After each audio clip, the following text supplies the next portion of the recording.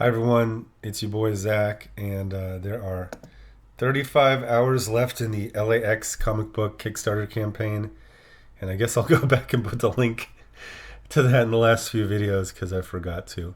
Um, this is an awesome book, but I have a lot of trouble selling it. It's the influence is this unsold Adam West pilot from 1991. So, so I almost just want to just do like just show it because you can just find it on YouTube and just like because I'll literally like have friends over and just show it to them and everybody loves it once you watch it. So it's like, oh, I get it. You're trying to do something like this. So I don't know. But 35 and again, this is very simple. It's $15 for the book, a pinup. I got to put a stretch goal so it has pinups now, and domestic shipping included for $15, nothing extra. So it's a good deal. And then there's also a deal for international backers to make things better, easier with the postage per book. Been a very busy last few days. Well, geez, last few weeks. Incredible. Got a bunch of stuff done and started on restarted on the comic book. So that's very, very exciting. And I'm learning random factoids like when did Canada and Australia gain independence? That's going to be trenchant for this video. So it wasn't a single moment. It was a process that lasted a while. So Canada, their independence lasted from, it was multiple steps from 1867 to 1982. And with Australia, it went from 1901 to 1986. So anyway, getting to the review. Where is it? So Marvel Comics made a comic book that put the founding fathers in a glowingly positive light, and conservatives hate it, proving once again that conservatives are an anti-audience that you should never cater to. I heard about this when it was first announced, and I was like, that sounds kind of... It sounds like it's like, hey guys, we got to go save the Constitution. So it's like the Marvel heroes going back in time to prevent America from losing the Revolutionary War. And did I miss that Invisible Woman is not in this? It was Clea, right? Yeah, it's just Clea. So I read this last night. But a couple things. I did some research on Canadian and Australian independence, but I forgot to do some research on this book itself because it feels like, so they have these stories called inventory stories, like that really good Punisher story with Dan Panosian art. That's been that was done like years ago, and they just kind of sat on it. It feels like this was made like 20 years ago. It is so old-fashioned in its portrayal of the founding fathers and the Revolutionary War. I kept waiting for, some like, they used to call them left-wing sucker punches, and it never happens. That has not stopped every person this was made for auto-hating it. But yeah, it's very kind of straightforward and innocent, just like Morgana Le Fay and Cagliostro on different sides, one trying to help the Americans, the other one trying to make them lose.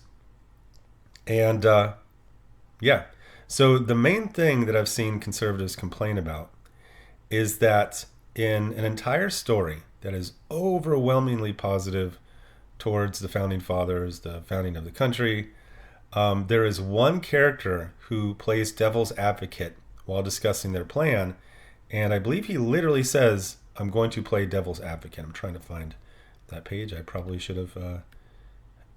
okay, so they're talking about the rules of time travel in the Marvel Universe. It's that generally you can change small things, but like, if you go back and you kill a Nazi general, somebody else takes his place.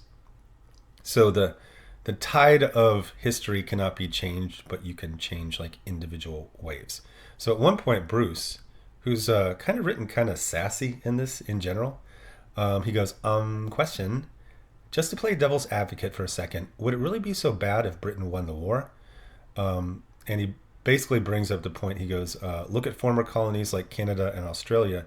They came out okay in the end, but along the way, the British Empire did a lot of awful things, as did the states during the push west. Make no mistake, I'm still in favor of going back and doing this. I'm just saying that in theory, the Brits winning the Revolutionary War might be more of a lateral move than an up or down move. And that's it. That's it. That's the entire part. And the thing is, they didn't read this. What they do is they have like acolytes and kind of like hangers on, and those are the people who go and find stuff like this and cherry pick it just to the so-called like offensive part, and then they run to someone they know will not follow up on it, will not read the entire issue.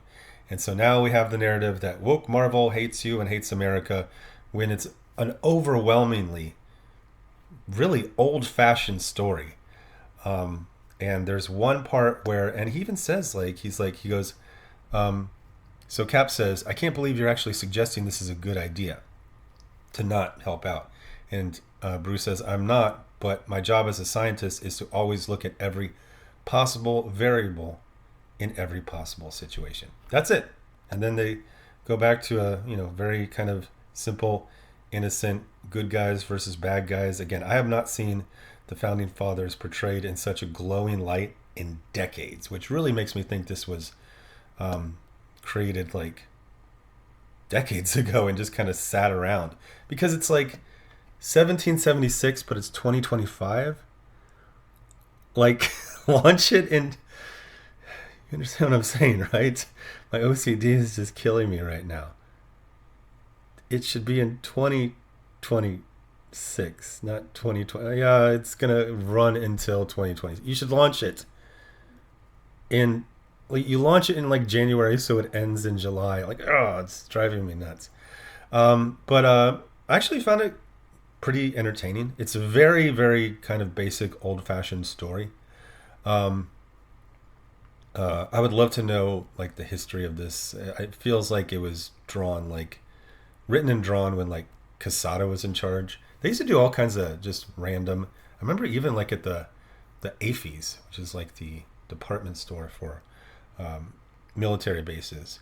They would just have the Avengers helping out the U.S. Army, and like there was all these like patriotic comics. So it makes me think of kind of those years where Marvel used to do stuff like this. But yeah, I mean, you absolutely.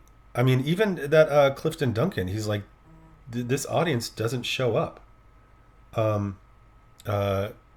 It like they don't like, he's like, the left shows up, the left buys stuff, the right doesn't. So they made an old-fashioned patriotic comic book with the most glowing rendition of the Founding Fathers I've seen in decades. And conservative comic book fans, really anti-fans, beelined and cherry-picked like the one act of dissent, and it's literally a scientist playing devil's advocate. So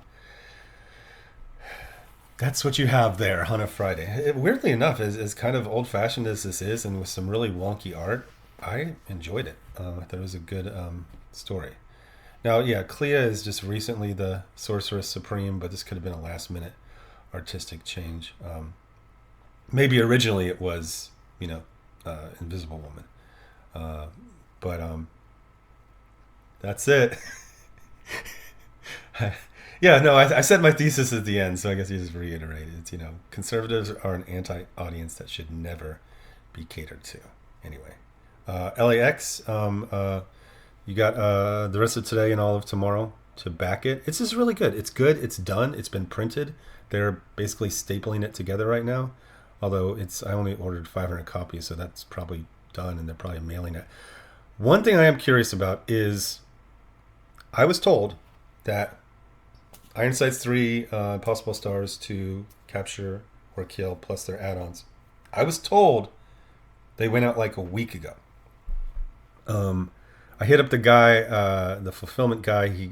I got an out of office, but usually, if it went out a week ago, it should be arriving with people in the state of the fulfillment center or nearby states, and I haven't heard anything. So I don't know what's up with that.